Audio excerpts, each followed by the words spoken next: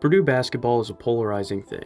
On one hand, you have the rich history of Purdue basketball dating back to 1896, with the most Big Ten titles in their history at 25, and 2 Big Ten tournament championships, with players like John Wooden, Rick Mount, Joe Barry Carroll, Glenn Robinson, the Baby Boilers in Robbie Hummel, E'Twaun Moore, and Jawan Johnson, Caleb Swanigan, Carson Edwards, Trevion Williams, Jaden Ivey, and most recently, Zach Edey.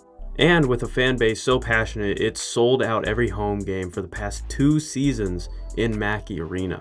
But on the other hand, you have a program that hasn't made a Final Four since 1980, a program that has choked away countless golden opportunities and in turn making people question arguably the 2 best coaches Purdue basketball has ever seen. I've seen some people call them the Chicago Cubs of college basketball. It's something few teams in college or professional sports can manage to do.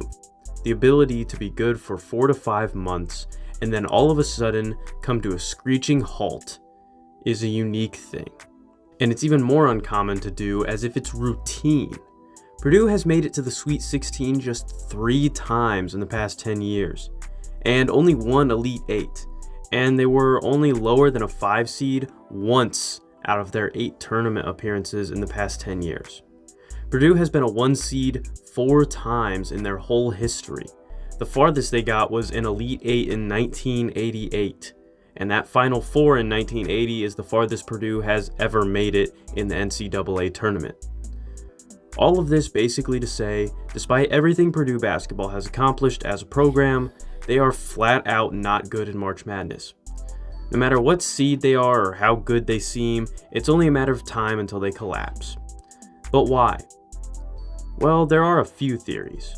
One is that the physical play of Big Ten basketball beats up teams so bad they lose come March, just due to their pure exhaustion at that point.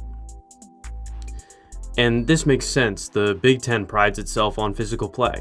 It's part of why Midwest schools see their basketball as pure, because it takes barnyard basketball out onto a college court. So for me, this checks out. I don't think it's the whole reason Purdue fails in March, but it's definitely a contributor. Another theory is that Big Ten teams have troubles adjusting to other teams' style of play. I don't buy into this because it insinuates that Big Ten basketball is slow 1980s style basketball with few threes and lots of methodical ball movement. And this is flat out untrue, as in the past few years you have guys like Carson Edwards or Cassius Winston, who are prototypical 3-point shooting guards who just score in heaps. Purdue faces plenty of modern style teams in and out of conference play before the tournament comes. Some people like to blame Matt Painter, and this is something I'm split on, as his offensive strategy changes year to year. He just goes with whatever works, whether it's shooting threes or 5-foot shots in the paint. He just picks whatever fits that year's team. And that can hurt you because sometimes Purdue is way too one-dimensional. Ever since Carson Edwards and Ryan Klein have left Purdue, they've been shaky from 3 as a team, and it has consistently cost them games in the tournament.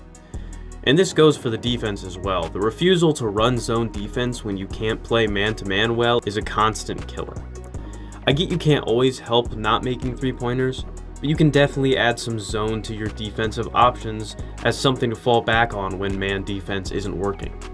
Even that is not the whole reason Purdue fails. The reason Purdue fails is a combination of it all. Once Purdue gets ready to play their first game in March Madness, they're already having the mental side of not wanting to be upset once again by a Cinderella school, and then the physical side of being beat up from the past 3 months of playing the most physical teams in college basketball. Then once you play the game, if you face a team that stops your one way of scoring and your secondary option isn't working, you're screwed. And then to make things worse, your one-dimensional defense is getting shredded. And then it's over. You get upset. The seniors are crying, the fans are rioting. How does Purdue fix this? Become more modern.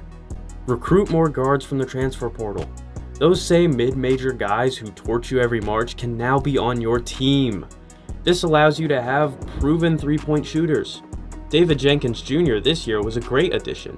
Why not add multiple of him who are even better? That's all possible through the portal. Another thing is change the offense. Like I mentioned earlier, you need to have more three-point shooters. You can never have too many three-point shooters. So, if one gets cold, you still have 2 or 3 others who can try to get going. I'm not saying get rid of the 7-foot giants. You should actually keep them, as it's better and adds another dimension to your offense that allows you to have more options. But surround him with shooters. And on defense, just have some zone. I'm not saying only run zone defense, but just as a backup, if man-to-man isn't working, have zone in your playbook. I'm not saying this will fix everything, as we have seen it with multiple upsets. Luck is a big part of it. And there isn't much you can do to fix being unlucky. But you can try your best to prepare for every possible scenario and have a team that reflects that. I hope one day to see Purdue make a Final Four or even win a national championship. This is a fan base that deserves it. If I were to compare it to anything, I would compare it to the Yankees and the Mets. The Yankees, or IU in this situation, are the gold standard. World Series wins in every era and tons of legendary players with a fan base that reflects their prestigious image. White collar, top of the line sports. Big names and a big brand. And the Mets would be Purdue. And I don't mean this in a bad way. The Mets and Purdue lose a lot. And when they seem to be good, they still lose a lot. They disappoint due to how bad they are or due to how good we think they are until they blow it in the postseason. But the fans stick with them, and the style of play reflects the fans. A blue-collar, hard-working team, and sometimes, every once in a while, they get it right, and they have a magical season that leaves you satisfied. It's not always pretty. A lot of times, other teams won't like you because you play rough and they don't like it. But it's not for them.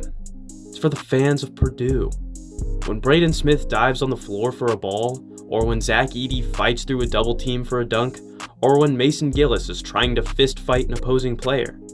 It's for the guy sitting on his couch fresh off a shift at a warehouse, who is spending his only bit of free time to watch the Purdue Boilermakers. That's what Purdue basketball is about. And that's what it will always be about. And that's why one day they will get it right.